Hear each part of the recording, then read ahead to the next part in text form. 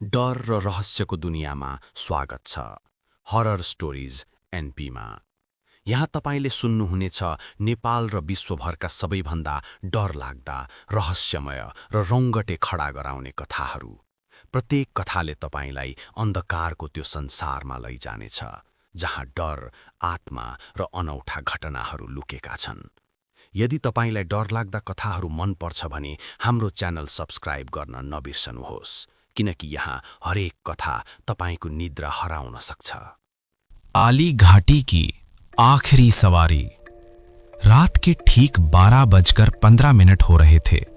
सड़क पर सिर्फ एक लंबा चौड़ा ट्रक गरजता हुआ आगे बढ़ रहा था।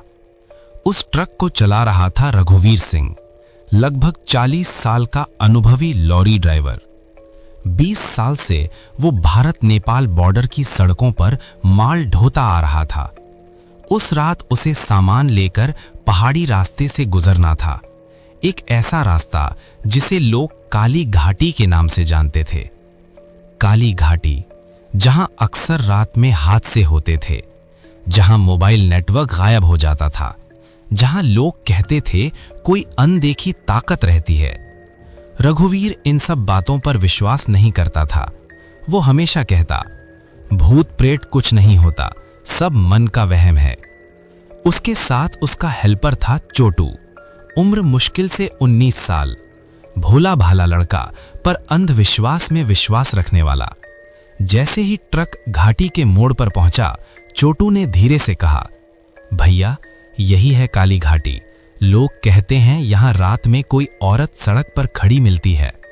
रघुवीर हंस पड़ा, तू भी ना फिल्में ज्यादा देखता है। सड़क सुनसान थी, चारों तरफ घना जंगल, दूर कहीं सियारों के रोने की आवाज।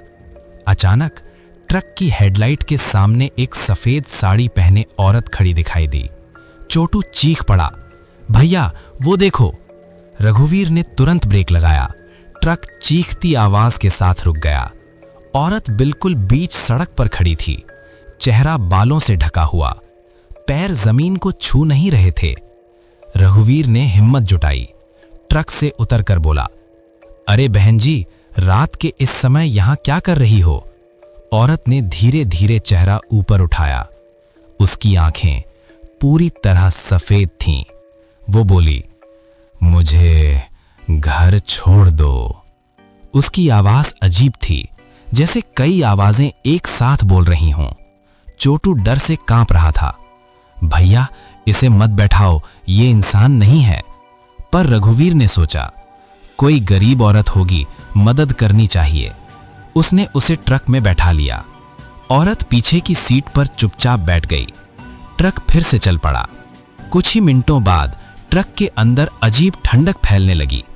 एसी बंद था, फिर भी ठंडी हवा चल रही थी। रघुवीर ने शीशे में देखा, औरत गायब थी। अरे कहां गई? वो बुदबुदाया। चोटू पीछे मुड़ा और अचानक जोर से चिल्लाया। औरत ट्रक की छत पर उल्टी लटकी हुई थी। उसके बाल नीचे लटक रहे थे और वो मुस्कुरा रही थी। रघुवीर का ध्यान सड़क से हट गया। ट्रक अचानक डगमगाया। आगे खाई थी। चोटू चिल्लाया, भैया संभालो। रघुवीर ने किसी तरह स्टीयरिंग मोड़ा। ट्रक खाई में गिरते गिरते बचा। जैसे ही ट्रक रुका, औरत गायब थी। सिर्फ एक आवाज गूंज रही थी, मुझे घर छोड़ दो। डर के मारे दोनों ने पास की एक पुरानी चाय की दुकान पर ट्रक रोका। दुकानदार बूढ़ा था, उसकी आंखें गहरी और रहस्यमयी। रघुवीर ने पूरी बात बताई। बूढ़ा चुप रहा, फिर बोला, 20 साल पहले इसी घाटी में एक औरत की मौत हुई थी। उसका पति ट्रक ड्राइवर था। वो उसका इंतजार करते करते सड़क पर खड़ी थी और एक तेज ट्रक ने उसे कुचल दिया। ड्राइवर भाग गया। रघुवीर के हाथ कांपने लगे। 20 साल पहले वो नया नया ड्राइवर था। एक बार उसने सच में एक औरत को टक्कर मारी थी। डर के मारे वो रुका नहीं था। उस रात रघुवीर समझ गया, वो वही औरत थी। उसकी आत्मा इंसाफ चाहती थी। अचानक दुकान की लाइट बुझ गई। अंधेरा छा गया। पीछे से वही आवाज, मुझे अब घर छोड़ दो। रघुवीर ने मुड़कर देखा। औरत उसके ठीक पीछे खड़ी थी। उसकी आंखों से खून बह रहा था। चोटू बेहोश हो गया। औरत ने कहा, जिस जगह मुझे छोड़ा था वहीं चलो। रघुवीर जैसे किसी सम्मोहन में था। वो ट्रक लेकर उसी मोड़ पर पहुंचा जहां हादसा हुआ था। घड़ी में समय था 12:15, ठीक वही समय जब 20 साल पहले हादसा हुआ था। औरत सड़क के बीच खड़ी थी। रघुवीर रो पड़ा, मुझे माफ कर दो, मुझसे गलती हो गई थी। औरत मुस्कुराई। धीरे धीरे उसका चेहरा सामान्य होने लगा। उसने कहा, सच स्वीकार कर लिया, अब मेरी आत्मा को शांति मिलेगी।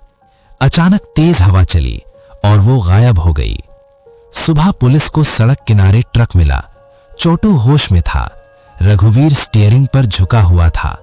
चेहरे पर शांति थी। डॉक्टर ने कहा, दिल का दौरा पड़ा था, पर चोटू जानता था ये सिर्फ दिल का दौरा नहीं था। उस रात रघुवीर ने अपने पाप का प्रायश्चित कर दिया था।